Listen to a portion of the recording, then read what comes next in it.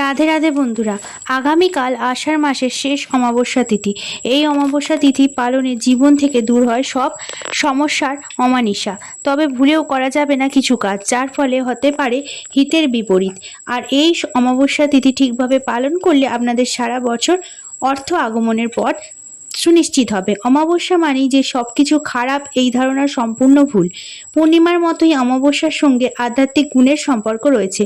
কোন কোন অমাবস্যা তিথিতে মা কালীকে বিশেষ একটি রূপেকে পুজো করা হয়। অমাবস্যাকে নতুন চন্দ্রমাসের সূচনা বলেও মনে করা হয়। তবে চলুন জেনে নেওয়া যাক এবছরের অর্থাৎ 2026 সালের আষাঢ় মাসের অমাবস্যা তিথি কবে পড়েছে।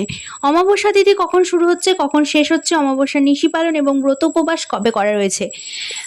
অমাবস্যার দিন অমৃত যোগ, মাহেন্দ্র যোগের শুভ সময়সূচি, এছাড়াও গঙ্গা স্নান দানের শুভ সময়। এই দিন আপনারা যারা বাড়িতে মা কালীর পুজো করতে চান, অমাবস্যার পুজো করতে পারেন। পুজোর শুভ সময় কি থাকতে চলেছে, এছাড়াও এই দিন আপনারা কিভাবে পুজো করবেন, কোন কাজগুলি করবেন, কি কি নিষেধ রয়েছে, সমস্তটাই থাকছে আজকের ভিডিও থেকে। চলুন জেনে নেওয়া যাক কোন কোন কাজগুলি করলে আপনাদের সৌভাগ্য ফিরবে এবং অর্থ আগমনের পথ সুনিশ্চিত হবে। অবশ্যই এই অমাবস্যা তিথিতে আপনার মা কালী পূজা করেন এবং মা কালীকে লাল জবা ফুলের মালা 108টি লাল জবা ফুলের মালা যদি অর্পণ করতে পারেন তাহলে খুবই ভালো, অথবা অপরাজিতার মালাও নিবেদন করতে পারেন। সাথে 5 রকমের মিষ্টি, 5 রকমের ফল নিজের হাতে রান্না করা ভোগ দিতে পারলে মা অত্যন্ত সন্তুষ্ট হন। এছাড়াও অমাবস্যার দিন উপবাস রাখতে পারেন। উপবাস রাখলে খুবই ভালো, তবে নির্জল উপবাস রাখার দরকার নেই। বদলে আপনারা ধান থেকে তৈরি যে কোনো খাবার খাওয়া থেকে বিরত থাকতে পারেন। এই দিন গরিব মানুষদের সাধ্যমতো দান করতে পারলে খুব ভালো ফল পাওয়া যায়। অমাবস্যার দিন নিরামিষ আহার অবশ্যই গ্রহণ করবেন। কোনোভাবে আমিষ আহার এই দিন গ্রহণ করবেন না। ধূমপান, মদ্যপান এবং যে কোনো নেশা জাতীয় জিনিস এই দিন গ্রহণ করা যাবে না। এই তিথিতে সকাল সকাল ঘুম থেকে উঠে গঙ্গা স্নান করতে পারলে খুবই ভালো ফল পাওয়া যায়। স্নানের সময় সূর্যদেবকে মনের ইচ্ছে জানাতে ভুলবেন না।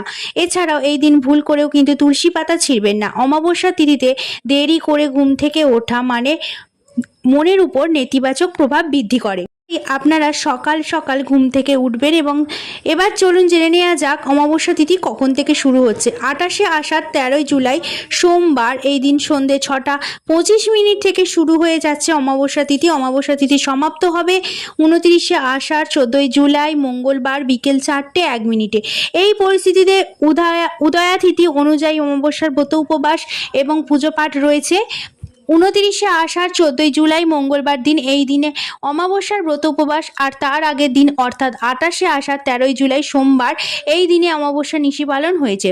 আপনার যারা পুজো করতে চান 28শে আষাঢ় 13ই জুলাই সোমবার এই দিন রাত্রে পুজো করতে পারেন। রাতে যে সময়টি রয়েছে রাত্রি 9টা 13 মিনিট থেকে শুরু করে রাত্রি 12টার মধ্যে অমৃত যোগ থাকছে। ওই দিন ওই সময় পূজা করতে পারেন। আর আপনারা যদি সকাল সকাল পুজো করতে চান তাহলে 29শে আষাঢ় 14ই জুলাই মঙ্গলবার এই দিনে অমৃত যোগ থাকছে সকাল 7টা 45 মিনিটের মধ্যে।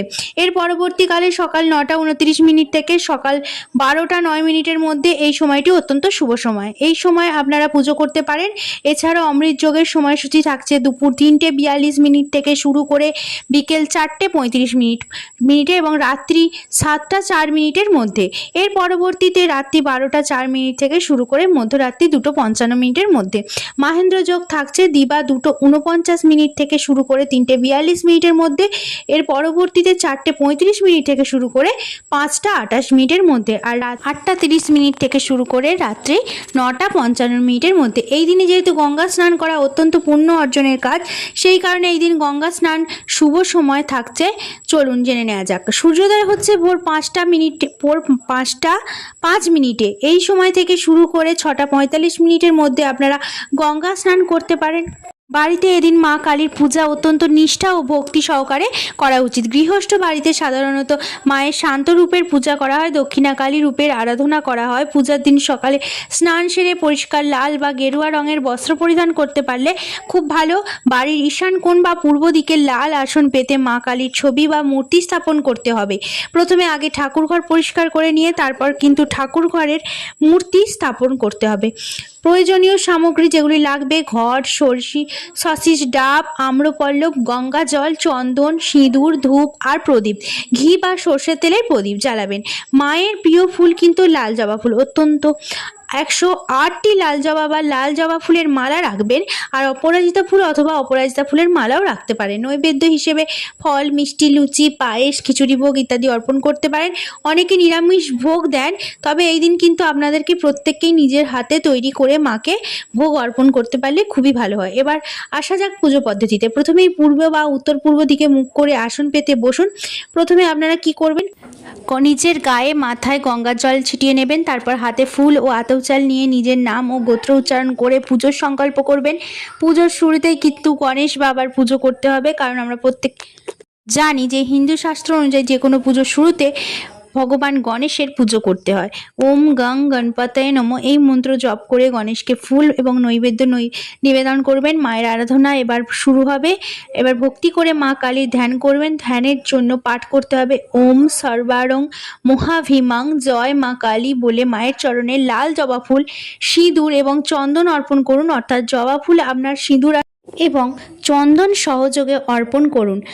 আর জবা ফুলের সাথে একটি বেলপাতাও অর্পণ করুন এবং হাতে আবার একটি জবা ফুল এবং বেলপাতা নেবেন চন্দন সহযোগে, এবং সবচেয়ে সহজ ও শক্তিশালী বীজ মন্ত্র জপ করুন 108 বার ওং ক্রিং কালায় নমঃ। এই মন্ত্রটি 108 বার জপ করতে হবে। সবশেষে ধূপ এবং প্রদীপ জ্বালিয়ে মায়ের আরতি করুন। এরপর ফল, মিষ্টি ও নৈবেদ্য অন্যান্য ভোগ নিবেদন করুন। পুজোর শেষে ভুল ত্রুটির জন্য মায়ের কাছে ক্ষমা প্রার্থনা করুন এবং নিজের মনস্কামনা জানান। আশা করি আপনাদের ভিডিওটি উপকারে আসবে।